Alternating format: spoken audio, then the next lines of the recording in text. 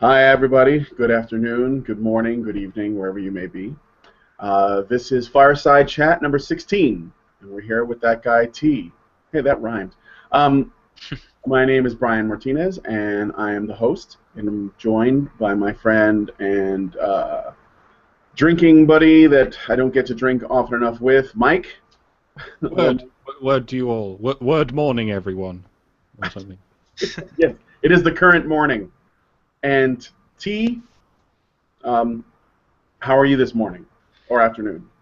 I am doing fine in this terrible rainy weather. I feel like I'm in Britain. Oh, where are you, by the way? I mean, Me like, too. Oh. I'm in Atlanta. oh, hot Atlanta. Yeah. Yeah, I guess it is. Well, actually, it's pretty soggy here in Chicago too. So, it warmed up and all the snow melted, and it's kind of like, I don't know, overcast. I love it. I love this weather. And Allison's here. Hey, Allison, how are you?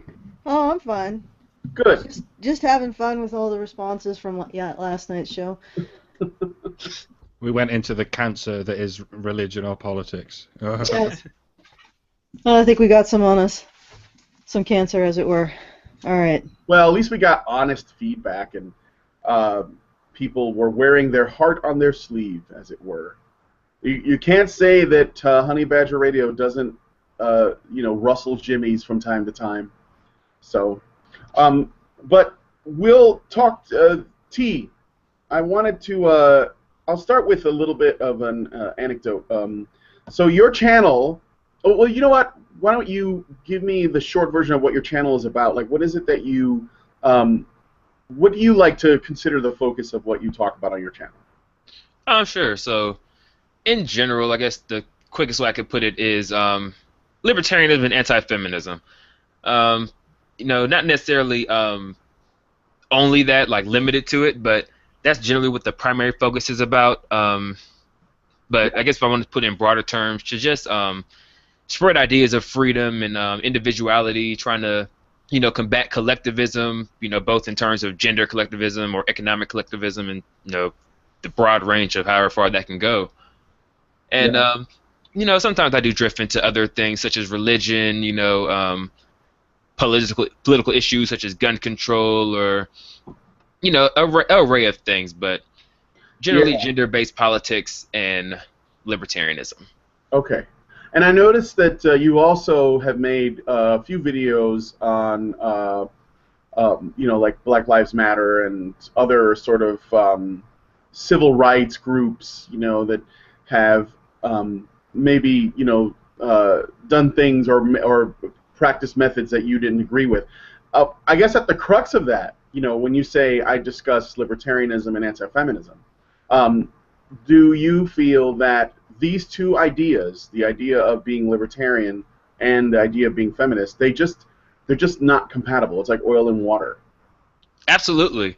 And actually, I just like before I got on here, I just got done recording a video which I'm going to release tonight, going in depth explaining why I identify as an anti-feminist. Not just someone who just dislikes third wave feminism or modern social justice feminism, but literally an anti-feminist against the actual definition of feminism. And I go into detail about why I believe that the sole definition and philosophy behind feminism, even at its primary, first original roots, is still incompatible with the ideas of, individual freedom, personal responsibility, liberty, and things such as that. It does seem to follow logically, doesn't it? I can't think of any libertarian feminists I've met.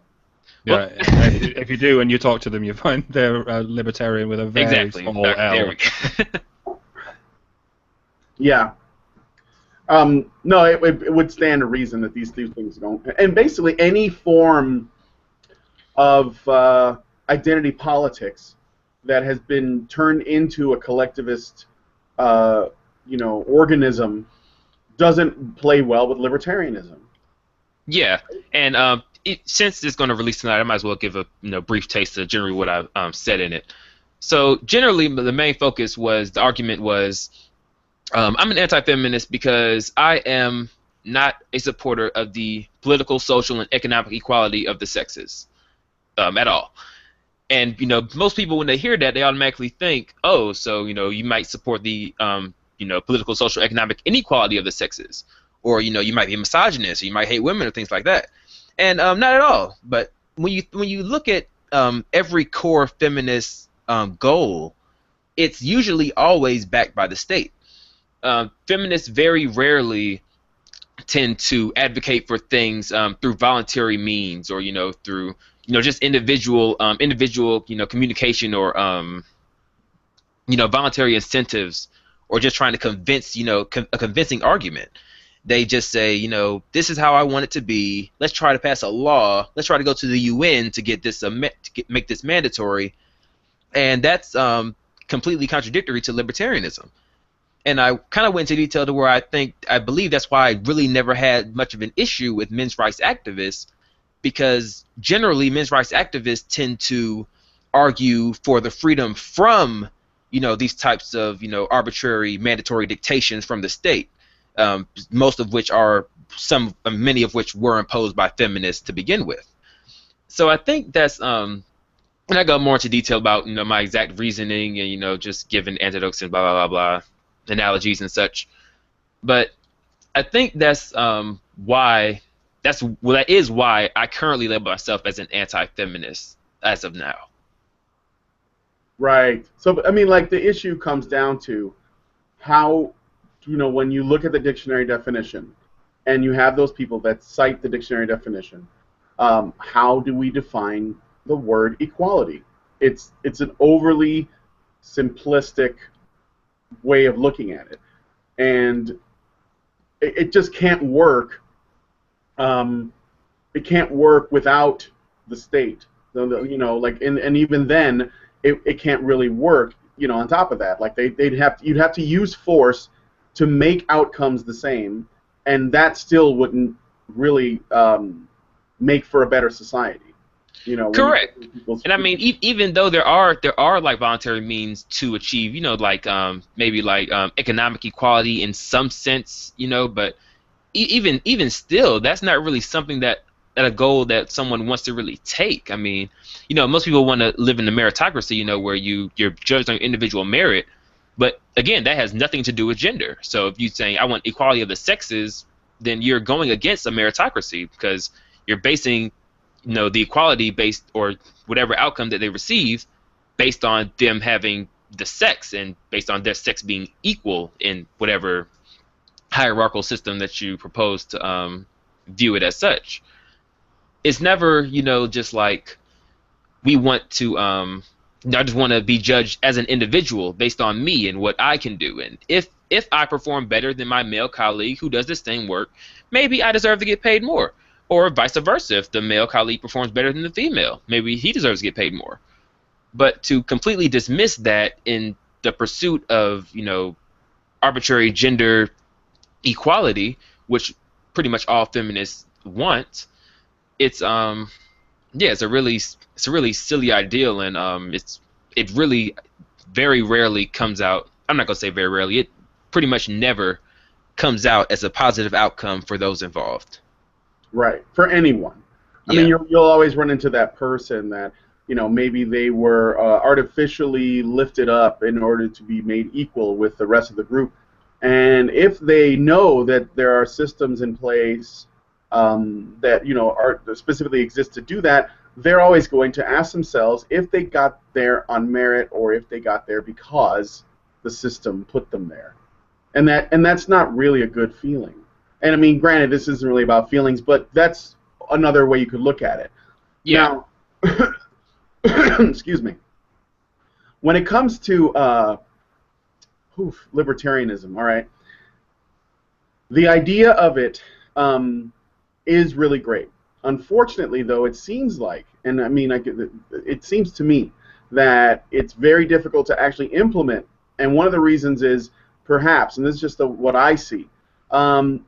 In the United States, most people, or at least a large percentage of people, or at least it seems to be that way, are so dependent on the state at this point for so many things that the idea that they could be that they could live without it is repulsive to them.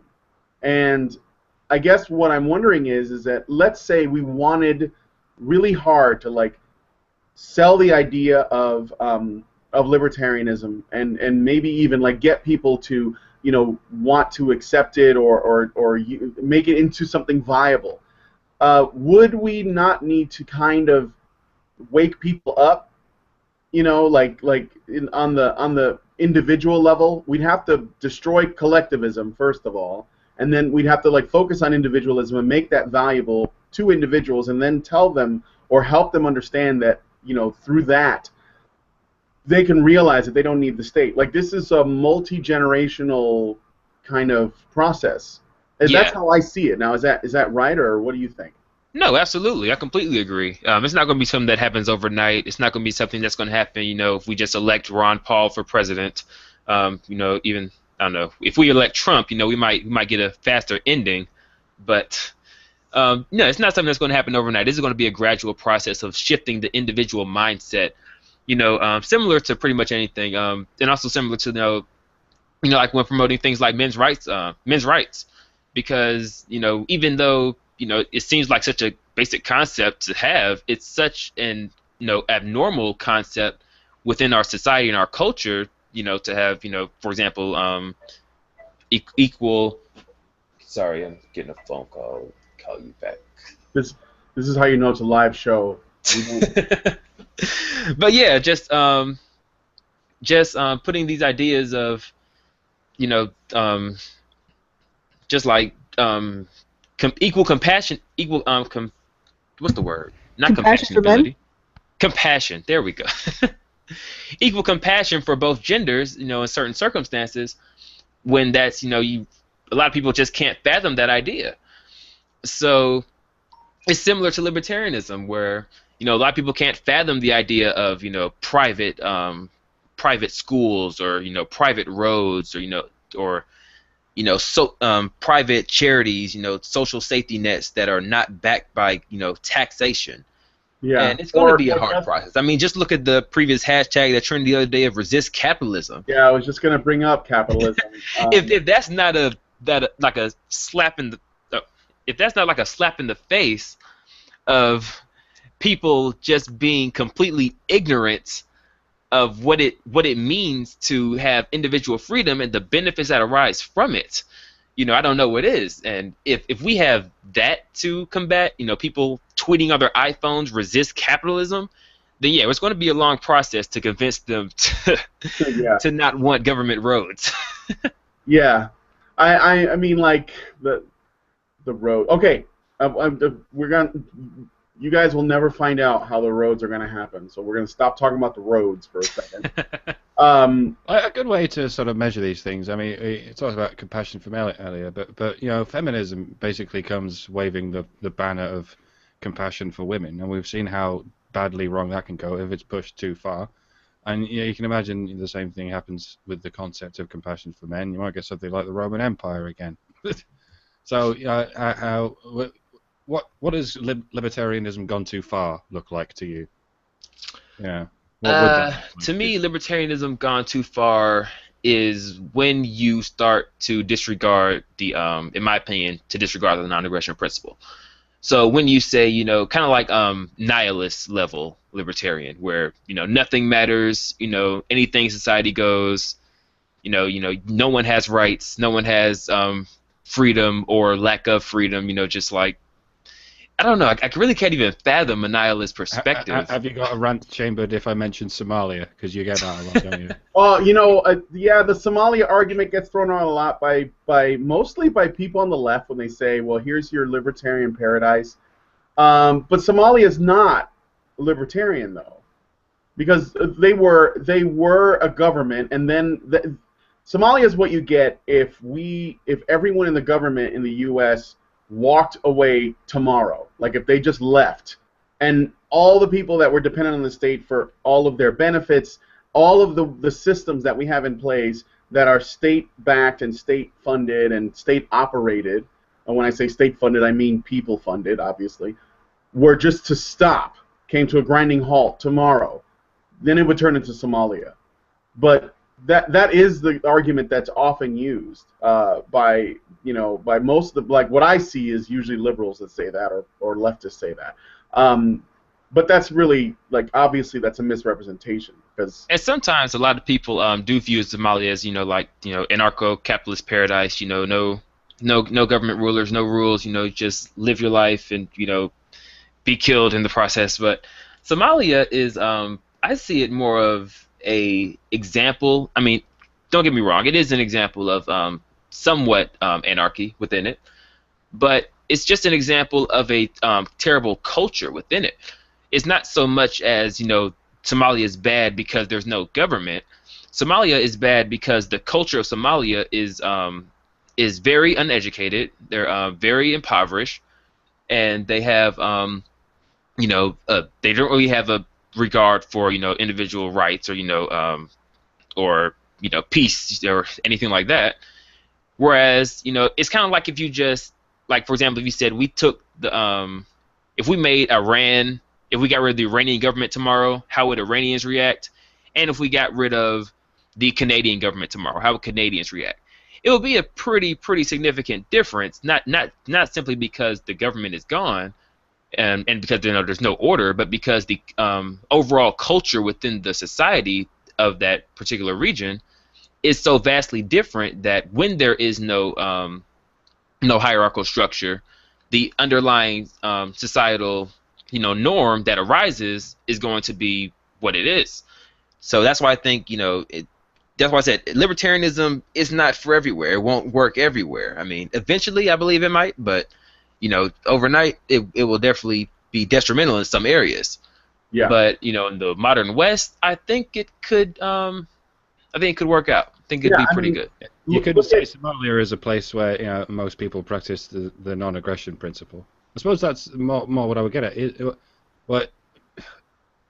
Can you take the non-aggression principle too far? Is that even possible, philosophically speaking? I mean, I'm trying to think. Like, can you not aggress on people to a level to where it becomes harmful? Like Tibet, maybe. They're so non-aggressive that China's just eating them alive. Well, yeah. I mean, if you take it to the point where you just don't even care about self-defense, then yeah, I believe that's taking it a bit too far. That would be the level I would say would take it too far. Yeah, but generally self-defense does not go against the non-aggression principle. Yeah, exactly. So that's why I would kind of be like, I don't know, kind of like, I don't really know the philosophy, exactly the name for it, but I'm sure there is some philosophy out there who just believes in, like, complete non-violence and Pacifism? Huh? Pacifism? Yeah. I think the more Jains, so pacifism. there's sort of a branch of Buddhism called Jainism where they completely believe in no violence even to any creature. Okay, yeah, that would be, in my opinion, for taking the obvious non-aggression principle a little too far, and I think that's why vegans are terrible people. Oh, that could be. Terrible That's another people. way you can look at it. Yeah. Oh, that's big words. Why are they terrible people? I mean, yeah, I'm not vegan. I'm not going to defend them. I think a lot of them are quite snotty, but I wouldn't. Yeah, that was being facetious. That was what you meant, wasn't it? Okay. All of them are terrible people. The ones who try to almost kill their kittens because they want to feed them a vegan diet. Those are. Yeah, that is mental. Please don't. That is fucking crazy. Killing kittens. Oh man. You were talking about Somalia and making a comparison between Canada without a government and the Middle East without a government, and I just realized I was just thinking about Detroit, and was it 2 years ago or so that the Detroit government basically went bankrupt, and there were no services in the city.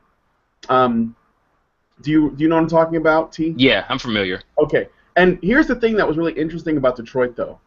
Now, I don't live in Detroit. I'm in Chicago, but Detroit's not far away. And one of the things that I learned was, and Chicago, I mean, it's on its way. Like, we're not doing good.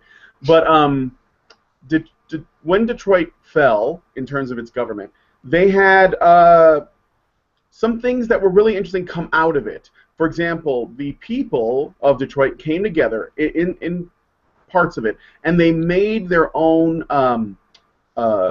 transportation system, like their own sort of transit system, with buses and stuff and trains, and they made their own taxi services, and those actually turned out to be, from what I remember, they were more efficient, and they were, independently made and independently funded, so they didn't operate under, I guess, before they operated under like the city, or at least the government was involved. And these things operated independently. They not only were more efficient and they were more timely in terms of like when they were running on time better, but they were also less expensive. And so they, where they actually made something better come out of that. Another thing that Detroit did that I thought was super interesting was, so, as a result of the government going bankrupt, they had no cops, right? So what a bunch of ex-cops and like former military people and stuff, they actually formed their own private security force, like a police force for neighborhoods in Detroit. And the reason why it was really interesting was, well, first off, they just voluntarily said, we need to do this. So it kind of like, I think a lot of times when people rely on the state or they think the state has to do something, it often comes from a place where they believe that human beings, like, citizens of a given area are not good enough people that they would actually act on their own. And the government has to step in and essentially tax people and force them to pay for programs, because if they don't, it won't get done because people are not good people. Like in general, they're self-interested or whatever.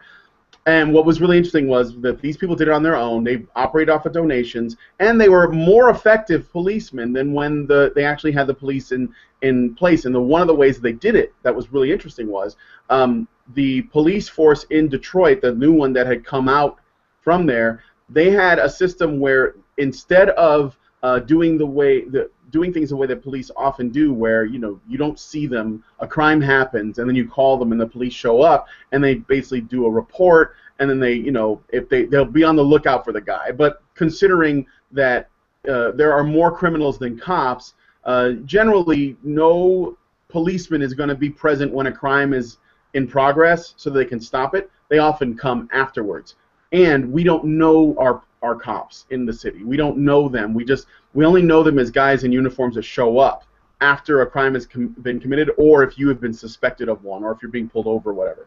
But the way these guys worked is that they would get to know all of the citizens in the community, and they would walk a beat, and they would essentially become friends with these people.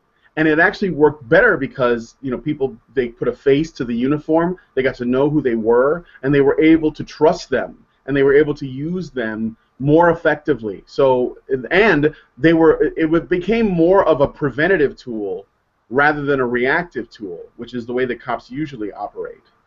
So, I mean, I think that I was just pointing out, those things that I saw are really good examples of, they can be very useful arguments against government in terms of how they operate, especially because the citizens came together and did this on their own, and they didn't do it with the state.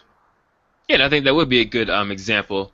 I think also a contributor to that would be, I assume that when they formed this new, police alliance or security force or defense organization, or whatever you want to call it, I'm pretty sure they weren't, spending hours upon hours, plotting, whose door to kick down to, get some drug raids in, or they weren't plotting at the side of the corner, trying to get speed traps on people. They were actually interested in actually protecting people and securing safety, rather than generating profit for their quotas, or enforcing non-violent offenses such as the drug war. And I think that's also why people, because to be honest, when I first heard Detroit gone bankrupt, I for a moment thought that it would be chaos, because Detroit is a very violent city, and I would assume that with no cops and no police, that they would just go out and just start killing everybody, just murdering people and whatever, stealing, whatnot. But what actually happened is the crime rate actually went down when the police became less and less involved. And I believe that's because a lot of the crime that originates from Detroit is a symptom of state policy, such as, like, say it again, the war on drugs. And when that policy, when the enforcers of that policy, you know, tend to go away, you know, the actual ordinary market forces, you know, which is, you know, consumer trade within the drug market, they tend to become less violent because, you know, you're more free, you're less, you know, restricted to, you know, thinking, okay, well, now I have to go through these illegal channels, now I have to go through these sketchy people, and I have to, you know, take up arms to defend my stash, not only from police, but from, you know, other people who, you know, may be out to kill me. And since I can't go to any authorities if they do try to steal my stuff, so now I have to go into like the black market, you know, self-defense mode to protect my inventory. And I think once police exit that atmosphere, I think the markets become much more voluntary and much less violent. All right. Again, these are all just hypotheticals off the top of the head. It's just what I assume would happen. Sure.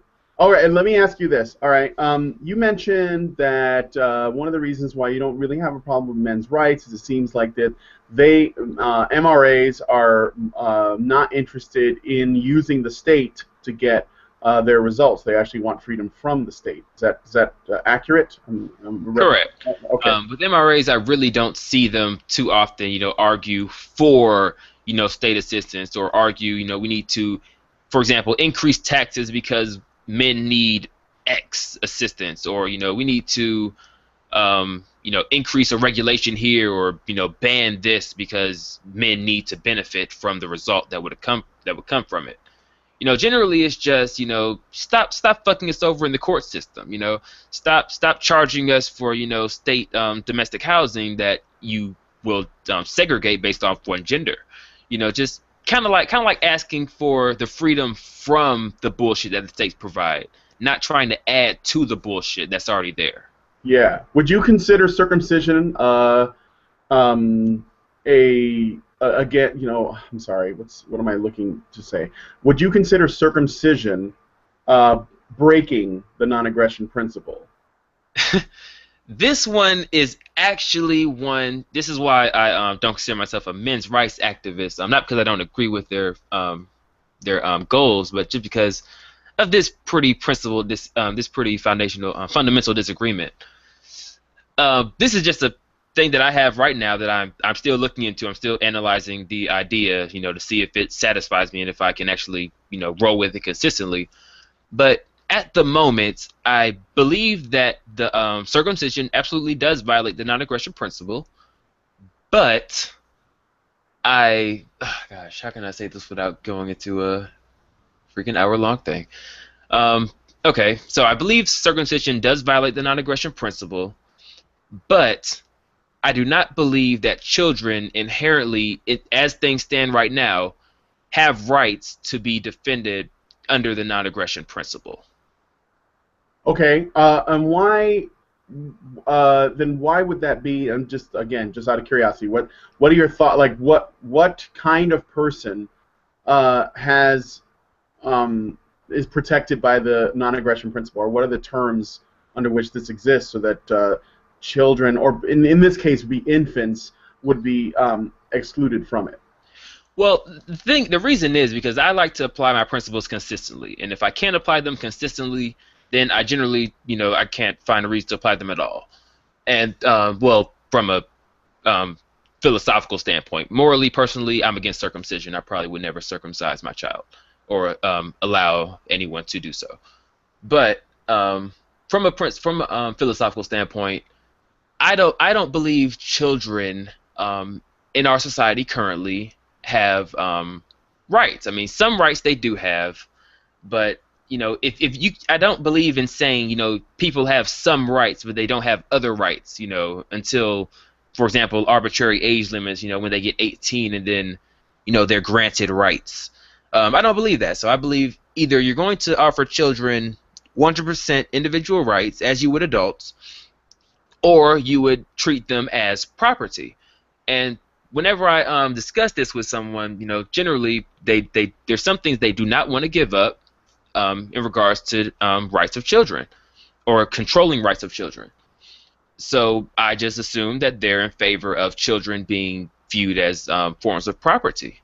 And if that's the way society goes, you know, I mean, hey, it's how it is. All right. I'm not in the position where I'm trying to fight it that hard right now because I don't have children. But for example, when children, if your child runs away from your home, to flee and leave, do you have the right to call someone to go apprehend them and return them to your home against their will? Would you say that would be, in the right of the parent? You mean, yeah, I suppose so. I mean, you're trying to protect them. You're responsible for your kid, right? Yeah. So, at least, before they're adults. So I guess in that regard, yes. But the reason why I'm a little hesitant is because I'm wondering about how we're defining the word right, or whether it's because I would almost see it like an obligation, like to do that. But what is a right? Because some people say that rights are things that humans do not have, but rather they are granted to them by the state. I think that's incorrect. I don't think the state gives you anything. I think that it's more like what George Carlin used to say. He would say, rights are not a list of things that you have or can do. They are a list of things that you cannot do. And the only thing a right is an exception to those things by the government. And so if we look at it that way, then a right is something that is basically saying, regardless of what the state does, you can do these things, and the government can't take these things from you. But if there was no government, then you would have the ability to do anything you wanted, because there would be no force that could stop you from doing that. So if there was no state and your child ran away from home, you could go get them, and then that would, or not, and there would be no obligation either way. If there is a state and your child ran away from home, if you don't go get them, if you don't go after them, you could actually suffer penalties for it, because you have put your child in danger. So you don't just have a right to do it. I think it's actually better explained as an obligation to do it, because if you don't, you could, lose custody of your child. You could end up, if they commit a crime, you might be responsible for it, depending on, your state government or whatever. So I guess, for my part, that's kind of like where it gets a little bit tricky. Now, as far as the circumcision question goes, I guess I think that it's really an interesting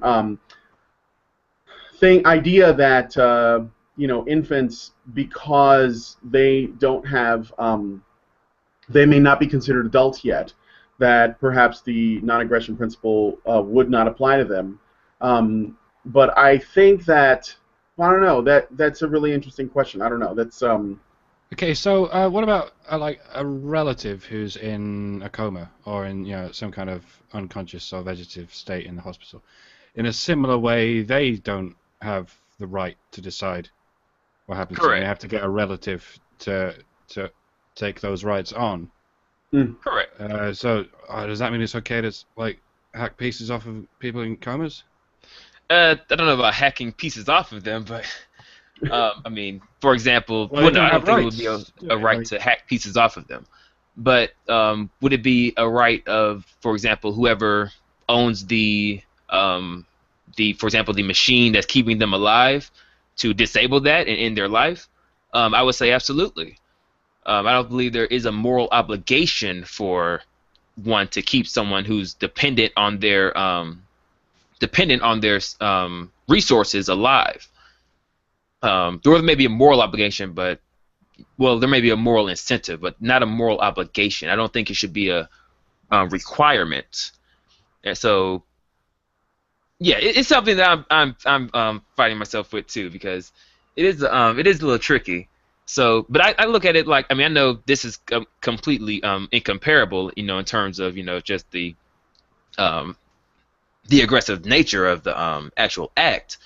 But if you were to oppose circumcision, would you also, in the same sense, oppose something such as, piercing your child's ears as they're infants, or or anything such as that. Any bodily aggression that they have not consented to. Yeah, I think that's actually a really interesting point. I would never pierce my baby's ears. I think that's really tacky. I don't know why people do it. It's so gross to me. But that's not that's not even a moral argument I'm making. I'm just simply saying that it's just, I don't think it's in good taste. Yeah. But whether or not it's actually violates the non-aggression principle, I would say it does, because they don't. Well, first of all, it's not necessary, and secondly, the infants didn't really, they don't even know what's happening. I don't think that they want it per se. And there is a risk. It's a small risk, but there's a risk of infection. Yes, and if there's any risk at all, then why would you take it? And then here's a libertarian objection, perhaps. The foreskin has significant material value, and it should go to the owner. There you go. Like it should go to the owner, and the owner should decide what happens to that material value. And it doesn't just break the non-aggression principle; it breaks the Hippocratic Oath. And we're not officially a libertarian society, but as far as I know, doctors do officially have to live by the Hippocratic Oath. Yeah, absolutely. And that's why, as of now, I believe that some things, I think some people are okay with compromising on, but I always ask the reason why this and not the other, and that argument that Allison just provided in regards to, I guess, kind of like the foreskin essentially being the property of the child. That's an interesting argument, and I would say that would fall in line with not violating the non-aggression principle, because, for example, we can't have parents going around just having babies and harvesting their kidneys. I think that would kind of like violate the baby's rights. But in the same sense, on the other end of the thing, I like to ask: do children have the right from acts of aggression from their parents? For example, like if they ran away, do they have the right to refuse to come back to home if they run away? Or does the parent have the right to send someone to go apprehend them against their will and bring them back home? Like, even if they're not being abused or anything like that, if they just, for example, don't like it there. Well, here's the thing. Legally, and I guess that runs into the libertarian argument, but legally, parents are expected to provide for their kids. So if their kid is either getting into trouble or not able to provide for themselves, the buck stops with the parent. So legally, you could say that a parent is well within their rights to ensure that the kid gets the resources that they require, if they're legally culpable for providing said resources. If a child was with a parent and it got away from the parent in an intersection, and was hit by a car, and it was mainly because the parent wasn't paying attention. Let's say the parent was distracted. We would hold the parent responsible, or would we hold the how would that work? Or let's say they ran and they got bit by a dog. Let's say it wasn't even a driver or something. They just got away from their mother or father, and the parents weren't paying attention. The child ended up hurting his or herself. Would that be considered a violation of the non-aggression principle on the part of the parent because they put their child in danger by not paying attention to them? It depends. It depends on if you believe that the child has any responsibility on their own, of their own individual self, or if the parent bears all responsibility for the child. How would you? What would you think? What do you? It depends again. I've seen good and bad ends from both ends of the spectrum, and again, that's sometimes where things aren't always black and white. There has to be gray areas. But I have seen where some parents, for example, if the child thing, I would not hold the parent responsible if the child ran away from the parent, and the parent just didn't know, they were looking at somewhere else, and the child ran away and got bit by a dog, because the child is an individual and they individually chose to run away, even if they're young and they don't really know what they're doing. That's really not an argument to diminish all responsibility from that person and place it on someone else who, in my opinion, is who should only be responsible for their personal bodily autonomy. Okay. All right. Let me ask you this too. What other common men's rights activist talking points do you think kind of like make you not want to identify as an MRA? Like maybe they don't work with libertarian values aside from the circumcision. Is there anything else? Really, I think that's the only one I've really fumbled around with. I mean, there have been a few, but I wouldn't really call those men's rights arguments, just arguments that men's rights activists have made. For example, like with for like asking to increase funding for male domestic violence shelters, increase state funding for that, or but I can't really say I've never heard a men's rights activist do anything like with arguing for quotas, nothing like that, or trying to artificially.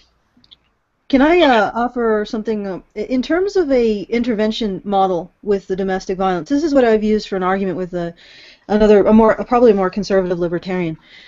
If we are going to intervene on these social problems, that we should intervene in a science-based way. It's like a solidly researched way that actually potentially could reduce the problem. And right now, what's happening is that we're intervening based on an ideological model that doesn't reflect reality and will not actually reduce the instances of women being raped or being subject to domestic violence, and may in fact keep them at an increased rate compared to a program based on a scientific model that includes all of the evidence that's coming out of non-partisan research into these areas. So if we are going to have to spend money on a social problem, we should do it in a way that actually changes or can affect or can resolve or improve that social problem rather than in a way that doesn't. And what men's rights is looking at is that science that's been marginalized because it's not politically convenient to particular ideological groups, and saying if we looked at these situations, if we looked at these problems with all of the information, we could create a solution that actually would reduce over time how much we have to fund them, because it would reduce the problem. So that, I think, is the argument I would put forth. If we are going to spend money reducing social problems, we should do it right. We should do it scientifically. And yeah, that's a decent argument to if you're going to have the state involved in it, to not do so based on feels, and do so based on the facts, and actually following through with those facts, actually find out the best possible outcome for the result that you wish to attain, which is reducing domestic violence. But the only thing is, I just wouldn't argue to have the state involved at all. I mean, I understand what you're saying, if the state's going to be involved, to do so through this method, and that I would agree with that as well. But I would also go a little bit further to say that the state should not be involved at all, and should be a voluntarily funded operation. No, I understand what you're saying. Although taking in Brian's point earlier in the chat, if you suddenly weaned everyone off of libertarianism, if you weaned everyone off of government today, it would probably mean the collapse of society. So this might be a way of eventually reducing the problem to the point where government can get the hell out of it. Possibly. It does depend on the motives behind those who advocate for it. I mean, some people could advocate, based on your scientific model. They could advocate for it because they believe that it would, lead to better results and eventually reduce government in the process, while others could just advocate for it because it would lead to better results, and they would, just be like, well, it's better results, but I still want it to be federally funded, Yeah, no, I take your meaning.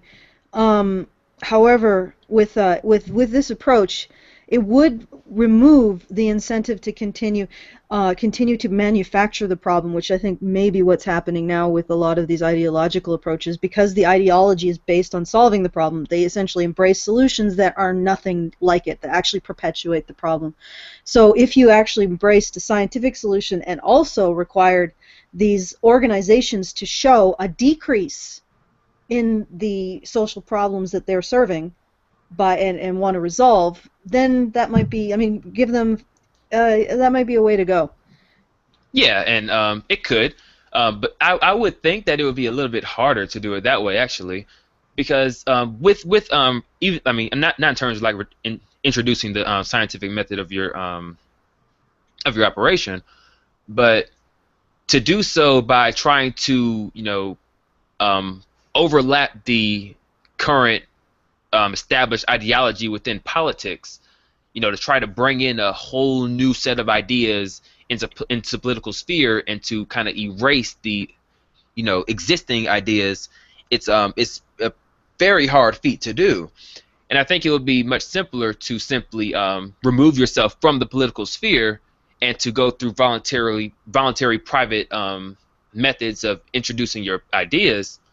And I think that would lead to a much more quick result, and whereas you don't really have to compete with a opposing idea or opposing ideology in one singular operation, in one singular area, which is government. You know, you can have them doing their thing over there, and you can be doing your thing over here, completely independent of their ideas. Okay, I see that Brian is in the house. Yeah. So what do you think of discussing the Calgary? Sure. Well, someone in the comments said Calgary may make Detroit look like a paradise soon. And I have it on, well, I've talked to some people in Calgary that have been talking about how much worse there's like a lot of like a rising unemployment, and you know, people are all moving away and they're trying to find other places to go, and this is in Canada. And I don't know that this is because obviously these things happen slowly over time, but with Justin Trudeau now as Prime Minister, who, you know, I guess the comment is, you know, Calgary may make Detroit look like a paradise soon, and so I'm just putting that out there. Well, Allison, what do you think about that? Because your dad lives there, and that's where you grew up, so partly. I think that we've gone through other kinds of recessions before. I think that putting that much emphasis into oil was a bad plan to begin with, but regardless, I mean, being in Calgary, I really don't think it's going to end up like Detroit. I could be completely wrong, but I just, it's a different atmosphere, a different type of and there's some things and issues that might be something that that guy T disagrees with. We have more control over lending with our banks, so banks generally don't give money for houses they're much more strict about that. So the housing market is probably never going to go as soft as it did in the United States. The other thing that I think, and you could probably blame some of this on the fact that Trudeau, immediately after Trudeau got elected, of course, Obama completely said no to the transatlantic pipeline. However, I don't know if having the pipeline would have prevented any kind of, the softness in the price of oil. It wouldn't. So this is probably something that was coming down the pike regardless. It's an interesting situation because for the longest time, and right now I'm living in Saskatchewan, and Saskatchewan has a much more diversified economy, so we're doing pretty well. I think our biggest export is potash, and potash is pretty much eternal. For those of you who don't know what potash is, it's used for agriculture, and we supply, I think, like 60% of the potash in the world. I'm not entirely sure about that statistic. Is that like a literal name, or is it just? It's a literal. That. It's potash. I'm not sure if that's what you mean by a literal name. Like marijuana ashes? No, it's a material. Okay. that you mine out of the ground, and it's used in agriculture. And most of the places where you usually can't get large yields of any kind of grain crop need potash, and that's most of the world. So because we're sitting on one of the largest deposits of potash, I think it might be the largest deposit of potash, and nobody's going to stop eating anytime soon.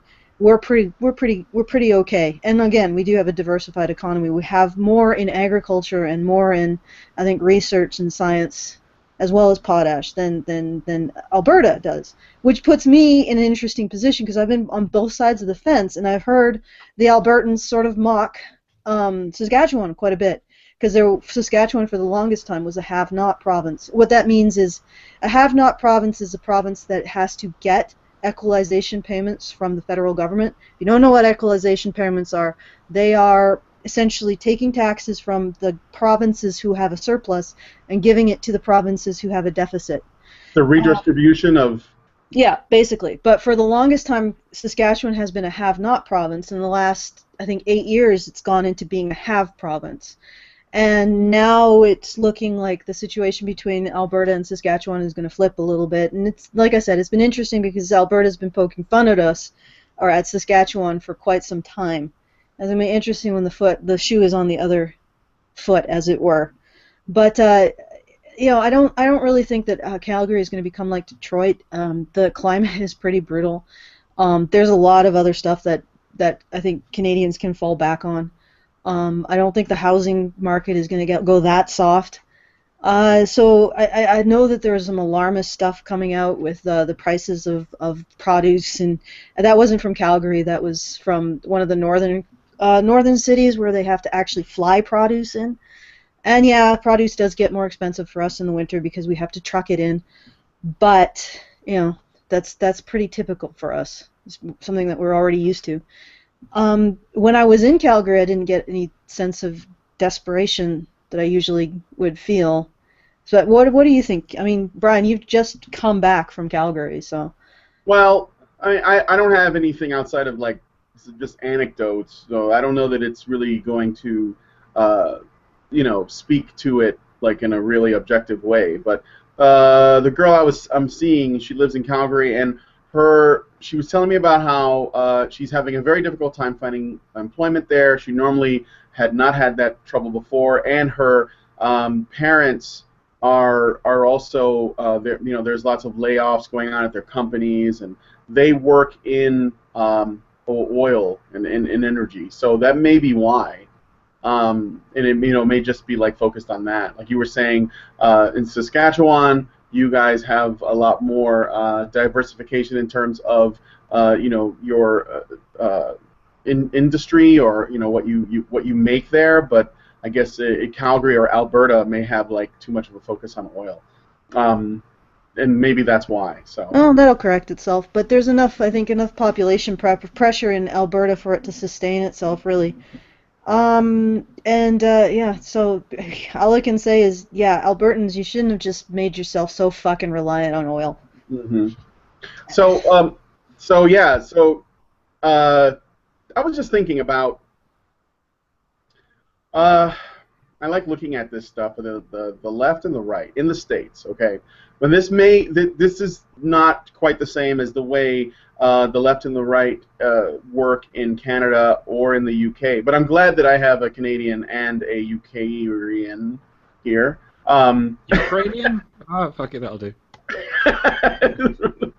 But in the US, it seems that the left is, well, people have made these comparisons, and I find really interesting. So they're kind of gendered things, and I know it's not absolute, but the left is more of a matriarchal approach to fixing problems, and the right is more of a patriarchal approach to fixing problems.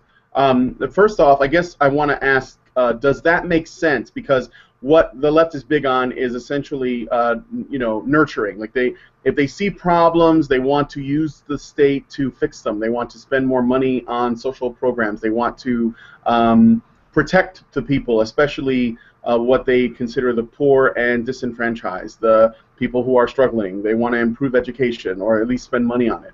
And the right tends to be more interested on defense and making people essentially build themselves up and work, on their own individual issues without reliance on the state. But they also are big on military spending and stuff like that. I guess my first question is that does that make sense to you, T? And also, if it does that work in the same way in the UK and Canada? Because I know that like in Canada everything is further left than in the US, but I don't know about the UK as much. I'd say it makes sense for the U.S. definitely. Yeah. Canada. Do Canadians still have Mounties? Is that really a thing, or is that kind of outdated? Yes, they have we have Mounties. They're not local police. They're federal police, basically. The Mounties are your federal police? Well, yeah. Pretty much that's the way you would break it down. Oh God. They don't ride mooses, though. They don't. The whole Dudley Do Right thing. I don't think it's a thing. And yeah, well, essentially, we have guys in bright red shirts and weird hats, but they don't even get horses. That's how poor we are. They just stand in front of the gate. Yeah, they're not even policemen. They're just professional statues, basically. That's what we were reduced to. Yeah, but that was a pretty good analogy though, with because it does make sense in regards to the right, propping up defense, building walls, kind of using the backing of strength in any given situation to solve whatever problem they're facing. Whereas the left tends to do so, as you say, like in a more more compassionate or assisting level, where they want to help people's lives, make them happier, increase subsidies to increase happiness, help them out, with their bills. They never help out, but their goals are. Yeah, and they often, the left operates under the assumption that resources appear to be unlimited, and all we got to do is just put them all in the right place in order to help the people who need it. And the right always acts as though like everything is in constant danger, and they need to protect it from generally from the outside. Now, of course, the whole thing relies on government as force, which is what government is. The only difference is that where the guns are pointed, whether they're pointed away from the country towards the other, or they're pointed inward towards people to make them redistribute the wealth, right? I mean, I think so. Okay.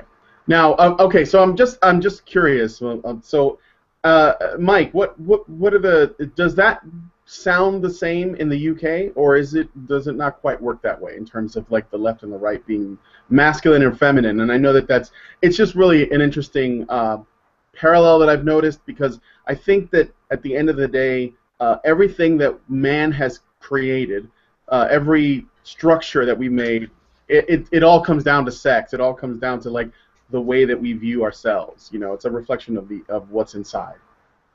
It's one way of analogizing it, yeah, but it sort of feels like there's a trap in there somewhere. Like, see, you are all right wingers. It's pretty ironic that most of the at least identifying MRAs I know are pretty liberal, and even most of just sort of loose anti-feminists who don't really identify as any of that seems to be mostly liberal. No, I think that's right. I think that, but I also think that people who are really feminist, I don't think that how many of those are conservatives. Well, I think we might have been led down completely the wrong path for ages by thinking of this in terms of left and right. We've discovered lately that that's not where the argument should lie. The argument should lie between authoritarian and libertarian. Oh, absolutely. Because as we've all learned, the right wing still doesn't quite like the pinko left wings, and the left wing still doesn't quite like the whatever word we have for the right wing. But we could get together and call shoulder to shoulder and beat down some fucking authoritarians. Mm-hmm. And I mean, that was everyone hates those cunts. And it seems more like these days. like the feminine has embodied the authoritarian sphere, isn't it? And men have embodied the libertarian sphere. And you could say it just as much as men are right and women are left. Yeah, that's what I was getting at was that even though we have that dichotomy, in both cases, that when we talk about where the guns are pointed and what these two sides want and how they're going to get it, we're looking at authoritarianism, no matter what. So libertarianism can be on the left or right also, but I think in general that is irrelevant because when you are a libertarian, that generally means that you don't really care what someone else believes or what they think is more important, as long as they are left, like as long as those people aren't imposing that on them, they don't care. So that was mainly why I was getting at, is that even though the left and the right can be seen as two different things, at the end of the day, they can exist to complement each other if they're not authoritarian. Because if you had like if you had libertarian values in terms of the freedom to choose and to the desire to be left alone, and no one is working at like basically violating the non-aggression principle, then you can actually comfortably pursue your goals, knowing that even if you choose to focus on nurture, someone else will focus on the nature. They'll focus on the defense, but they will do it without, being authoritarian, because you can have left-leaning and right-leaning libertarians, and I think that those two. That's why we don't. I think that's one of the reasons why when people think of the political spectrum, they look at the left, the right, and the middle, and they think that libertarian is the middle, but it's not. It's a separate animal altogether that happens to have people on the left and right within it. But those people are never at odds with each other because they're like, well, if you leave me alone, I don't have a problem with you. And that's like men and women working together as opposed to working against each other. Right? I mean, I don't know. No, you're completely fucking wrong. Everything you said. It's all bad. You should feel bad. I do feel bad. Flagellate yourself with a badger-shaped spoon. Please don't hit me with the newspaper again. Not again. I'm sorry I'm brown. I'm sorry I'm a dog. Okay, so I guess we should wrap it up, but I don't know. You want to make please make a statement if you want. Really quick, it's not really a statement. I don't want to take over as host of the show, but if you guys could, I would like each of you guys to I would like to ask you all a question. Individually, speaking for yourself only, as men's rights activists, what would you say is the top goal that you wish to see end out of your activism? All right, I'm going to give that to Allison first. Oh, really? I have to go first. I was going to give it to Mike, but then I saw you on the screen and I thought she's about to talk. No, I was just, yeah. I'll give it to Mike first then. Let you I don't know. I haven't thought of an answer either. Have you thought of an answer? Oh, well, what's the top goal of my activism? Well, like you pretty much summed it up. Let's see, compassion for men, and equal compassion between men and women. And what I mean by that is we have compassion for men we actually have a form of compassion for men that we don't have for women. And that is allowing men the consequences of their choices and growing from the experiences that result from their choices and pointing out that those experiences result from their choices. We tend to not do that very much for women, and understandably, women don't learn that their actions have any meaning, and then they don't go out and take those actions that might make meaning. And I think we could, I may be a little bit more on the nurture versus nature side of the equation. But I think we could successfully maybe improve that for women, and we could also improve the situation for men, because men, if they don't necessarily need more, we need to create more resources for them. If we actually recognize the problems that men have, we can help male victims and then perhaps deal with these social problems in a sensible way. So that's what I would say it is, as a men's rights activist. But as a human rights activist, I don't know. Humanitarian? A generalist? I don't know. I guess I could answer it with another question. I mean, everyone likes to ask feminists, like, what rights do men have that women don't, and they can't answer the question. They make up a bunch of bullshit. But if I asked you what rights do women have that men don't, you can answer the question. I guess something resembling the top end would be when that's equalized, when there isn't an answer to that question either.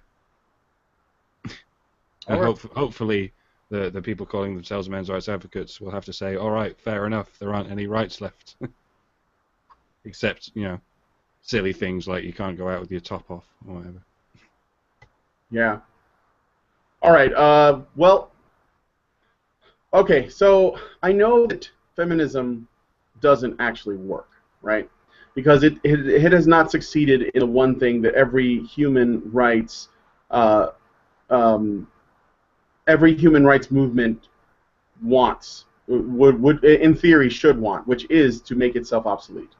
And feminism has not made itself obsolete. And the main reason why it hasn't is because it's become a career for too many people, and they don't want to stop working. On top of that, they have become dependent on the state to enforce all of the change that they want to see.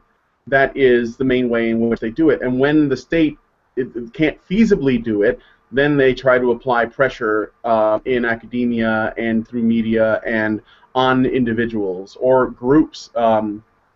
I don't think MRAs want to do that. I know that I don't. And I think that when you use the state to do something, you are working under the assumption that it can't happen otherwise. So I think that what I would like to see is something that isn't working as a... I think that the conversation around gender, when it comes to, in the lens of feminism, is made political. But it doesn't have to be political.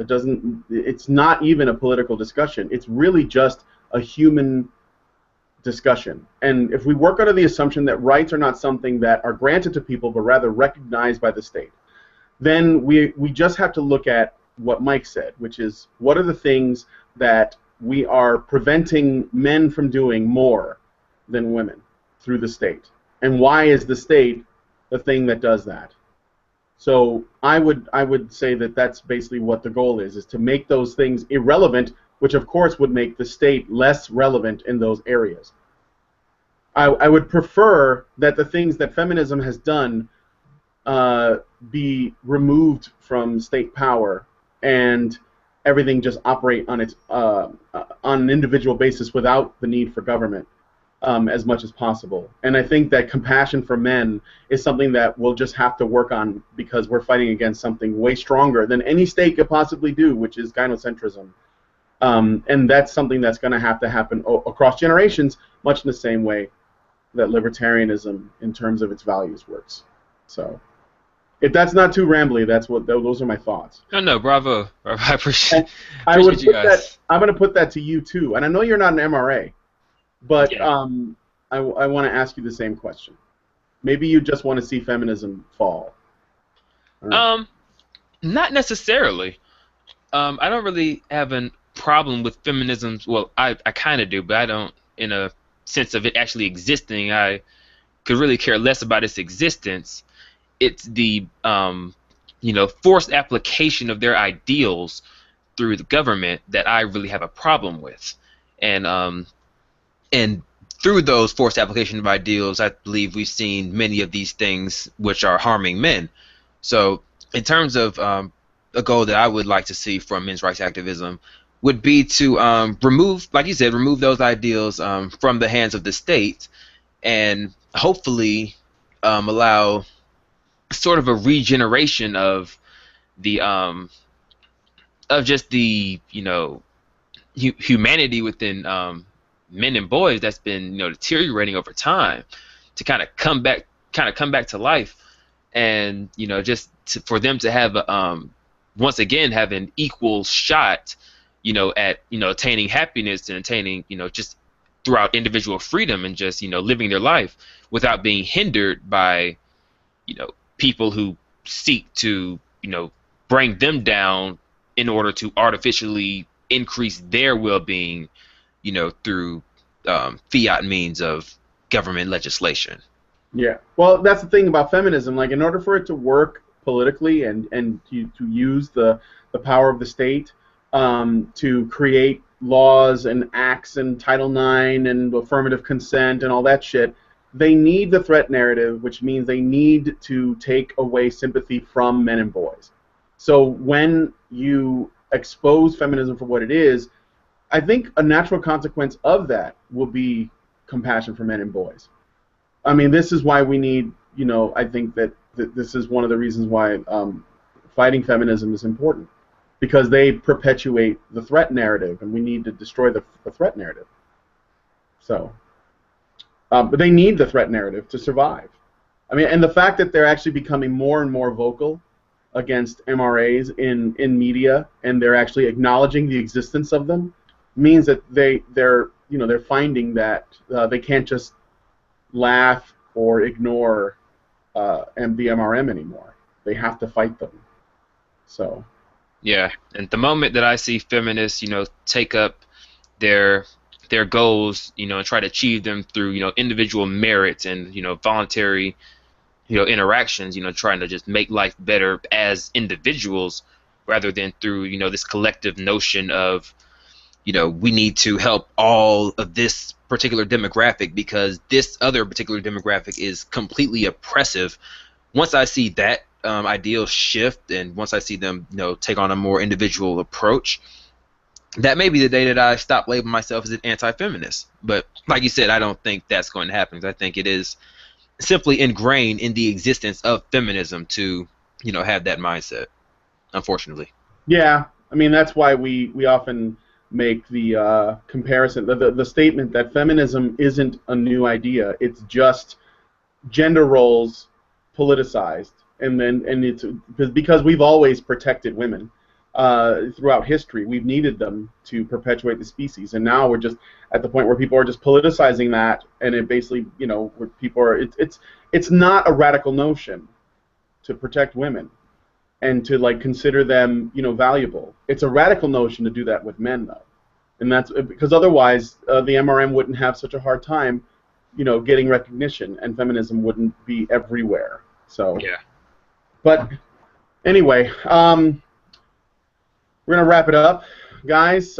Thank you, T, for joining us. It was a pleasure, and I hope that we can bring you back on for another chat or whatever around because we could get more into libertarianism. I never really considered myself a label, but then I watched your video, Authoritarian versus Libertarian, I believe it's called, and when it was over, I was like, well, I guess I'm a libertarian then. I mean, because again, I like to apply principles universally. So if you can't, what are the point of principles? So, but if you guys that are watching the chat, leave a comment, tell us what you think about the stuff that we talked about. What are your thoughts about circumcision? What are your thoughts about Detroit? Have you looked into that? If you're from Calgary, maybe you can shed some more light about the situation there. And please tell us what you think of Justin Trudeau, because I want to know. And I'd be surprised to see one person say they like Justin Trudeau in the comments. Well, he's kind of dreamy, but he's likable. He's not unlikable. No, he looks like if they ever make a film based on Justin Trudeau's life, he looks like they would get Hugh Grant from the 1980s or the early 90s to play him, or maybe an actor like that, just kind of with the nice hair and stuff. But maybe he shouldn't be in politics. I don't know. He kind of seems like he has no idea what's going on, doesn't he? Like Hugh Grant, doesn't he often look like he doesn't know what's going on in his films? I mean, there's a certain spark of something in Hugh Grant's eyes. Trudeau's nothing. He's a family politician, isn't he? He got there because of his legacy and whatnot. Yep. So like so many politicians, they're just there to be the face. It's hard to hate the man himself. He just looks like a lost, scared child.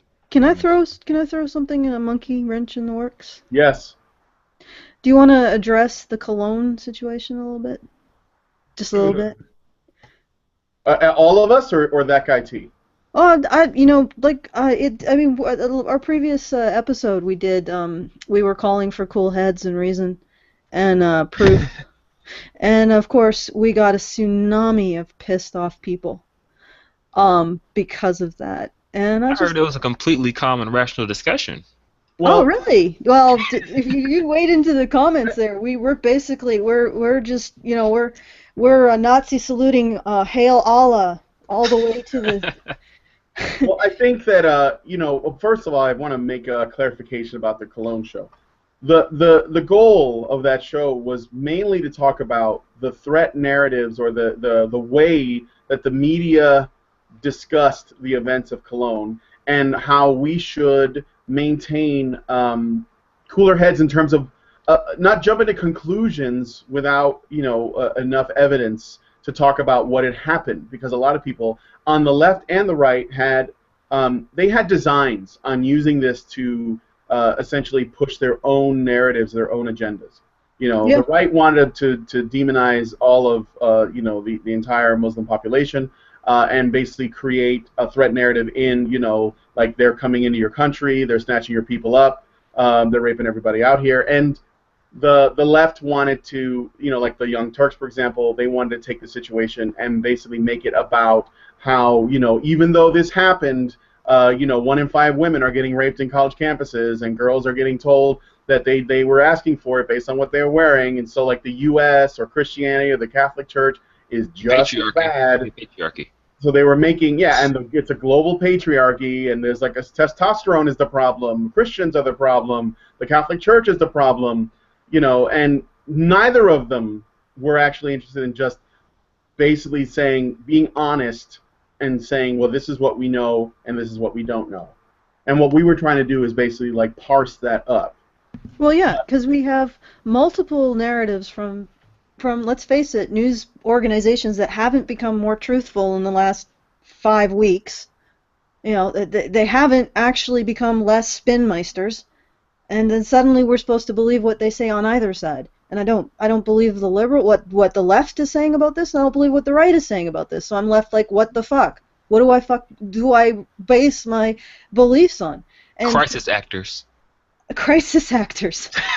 Yeah, I believe that same girl was in the photos for the, you know, the one that's running with her hand on her forehead. She was there. Yeah, she was in Sandy Hook. I saw her. Yeah. She was there when Kennedy got shot. I saw her in the photo for the Kennedy assassination. But anyway. But it's like, yeah, this, and I would like to think that this channel is more about challenging comfortable truths. So, you know, there's a, you know, what, as they said in the chat, there's a tsunami of piss. A tsunami of being a little bit testy, a little salty, perhaps. But you know, and you guys had to choose salt. Yeah, you know, I think it's good that they chose salt. I'm glad that we made them uncomfortable. I think I've done my job. I've done my thing. And incidentally, I never said anything about my positions. No one on that show said anything about their positions on immigration. Because I'll tell you right now, my position on immigration, I'm not actually going to get into it, but it's not what a lot of those commentators think. On a scale of 1 to wall, what would you rate it? 1 to wall? 1 to wall. Okay, well, it depends on whether I'm going with the emotional or the logical, or, you know, if I go with the emotional, I'm thinking let's wall the entire Middle East and just let them sort it out. And then we'll open it up in 1,000 years, and they'll either have created Armageddon, or they'll have transcended, you know, and they'll be in their little hover chars as a vastly superior civilization or some shit. But yeah, that's my emotional response, and it goes down from there. My rational response is, if you're going to bring immigrants into your country, expect them to learn your language. If you don't bring them in after they've learned your language, then make sure that they do learn your language and learn your customs. And if they're fucking coming and fleeing a society that has not served them, they better damn well have some loyalty to the customs of the society they're going to. And I would also suggest don't group immigrants too much. Let them assimilate into neighborhoods that are already fairly stable, and not you know, so they don't get these packs or these ghettos. Try to avoid that. And that would be my opinion. If you're going to do that, It is a favor that a country does when it takes in a refugee or an immigrant. It shouldn't be something that is extorted. The people who are expected to receive the refugees and the immigrants should have an absolute veto right over doing so. Period. So, this is a favor that's being done to these refugees. I don't care how damaged they are or how horrible the circumstances they're running from. Europe is doing the Middle East a fucking favor. And they can return that favor by learning the language and acting like human beings. So, that's my opinion. Agreed. And regarding the Cologne thing, right? Yeah, it's no secret I'm not particularly fond of Islam. But if anyone else like me, the very first time you heard about the Cologne story, like the first few seconds, when you weren't sure it was real, the first time you heard a sentence worth of information about it, that a bunch of men have gone around doing what? Groping women. There's been one rape, but there's been loads and loads of gropings. The first thing I thought was, hang on, that sounds exactly like the kind of thing that this narrative of ours would make up about MRAs or Gamergators. Obviously, after I looked into it, I thought, okay, maybe there's a bit of legitimacy to it. But I'm still going to go back to that first thought I had. Because, anything could happen here. You don't know who's out-threat-narrating who here. Mm. I don't know who to trust.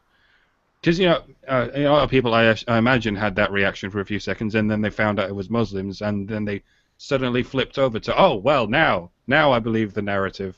Yes, now I want to believe men are going around groping women, because it's the men I don't like. Yeah, like I say, I don't like Muslims either, but I'm not going to throw them right into the same fucking pit of demonism that we're all in as well. I would, the thing that I took away from all the threat narratives, at all of the different sides of what had happened, that I found the most interesting is until you guys yesterday mentioned that men were stomped and beaten, I didn't know that there were male victims at the events. And it makes a lot of sense that there would be, but all that told me was that no matter where you were on the, like in the political spectrum with regards to your opinions of what was happening at Cologne, the narrative that you were getting fed centered on, they're doing this to our women. And there was nothing about what was happening to the men. And I think that that's actually the most telling part of it, is that no matter what side of this it's on, it's a gynocentric point of view. The point is to point out that because the women are affected, then that's why we have to either act in this way or that way. And for those of you who don't understand gynocentrism essentially is women first. So whenever you hear that phrase, or women first, women in the middle, and men around the edge. Right? Yeah. If you're approaching the tribe, then it's men first. It depends on your standpoint, basically, if you will. The essence of gynocentrism is that video. It's an old one from a few years back of, I believe it's in Egypt, where you have like these protesters, and there's a person with a camera that's like watching from above, and there's a woman that gets dragged and hit by cops as they're running. And a man, she stumbles, and then these cops like kind of overtake her, and a man goes over to help her out, and she gets stomped and hit a few times, but then the cops stop, and the camera stays on her because you're supposed to sympathize with her more, I suppose. But the man who went back to try to help her, he gets dragged off to the right, and they beat the shit out of him, but you're not paying attention to that guy anymore, and he gets it way worse than she did. I mean, that's the core of what it is the fact that we have an emotional reaction when we see a woman in pain, and we completely ignore the men in pain. And Boko Haram is another good example of that. If you don't know what's going on with what happened with Boko Haram, you know that like Michelle Obama had the bring home our girls when so many girls were kidnapped because they wanted to get an education, but not a peep from either side about the boys that were shot and burned alive while they were in their beds by the same group of people. Okay, T, what are your thoughts on the Cologne situation? And on a scale of 1 to wall. It's always wall. Yeah, in more or less, I am in agreement with you guys. Like I said, it is a it is absolutely a favor that we're doing to the migrants who are coming over. They have no entitlement to refuge, especially at the expense of anyone else. So it is a favor.